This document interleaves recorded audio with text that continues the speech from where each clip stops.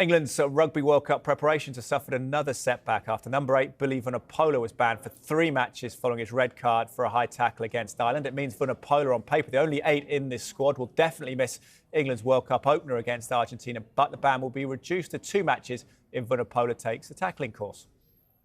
Billy Vunipola's ban is yet another setback to England's World Cup preparations and comes just 12 hours after they lost their captain for the opening 2 World Cup games. But Vunipola's ban is not as bad as it could have been. Because of his exemplary track record and the fact that he showed remorse, the disciplinary panel reduced the entry point for this red card from 6 weeks to 3 weeks. Now that means he will miss the game against Fiji, England's final warm-up match at Twickenham on Saturday, England's opening World Cup match against Argentina, and then their second pool game against Japan. However, Billy Vunipola can also do a tackle course, what's known as World Rugby's tackle score, which would reduce the ban to just 2 matches and mean he only misses the opening game against Argentina. I say only misses. The game against Argentina is huge for England. They are the biggest rivals to England in that pool. They also beat England last November. And it will mean England will go into that game without a specialist number 8 because Billy Vunipola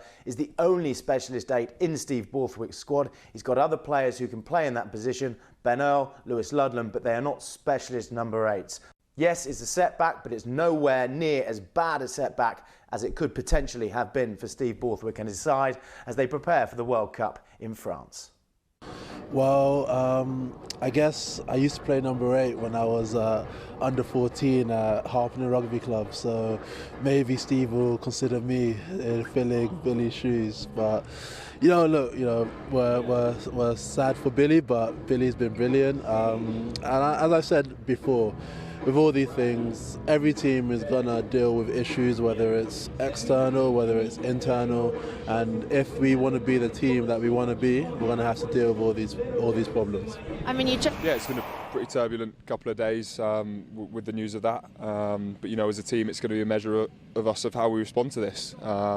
We can't let it fracture us. We've got to carry on. We've got a great 33-man squad. We've got lots of depth, lots of talent in those areas. So we're looking forward to it. Okay, and you're looking ahead to Twickenham this Saturday, England-Fiji, your final warm-up before you head out to France. Now, coming off the back of last weekend's game against Ireland, what has the focus been for you guys in training this week? What is it you're trying to take to Twickenham on Saturday? Yeah, I think with these games, every game is a step closer to the World Cup, so you're always trying to tweak things, always trying to fix things. So we just want to take another step forward. I think attack, particularly, has been a big focus of ours at the minute, and we've got a great opportunity on Saturday at Twickenham. Yeah, look, always a blow when you've got one captain and one guaranteed starter, as Steve only picked one number 8. So whenever you're putting plans into place for a big global event, you want things to be consistent, smooth, out of the public spotlight, and unfortunately, it's none of those things. So it is a bump, but it's not a mountain. It really isn't a mountain. The way the group fixtures, the way the pools have been done. It will be frustrating for England, but it's something they will cope with. They will move on. They will try and get a strong win against a very, very good Fiji on Saturday.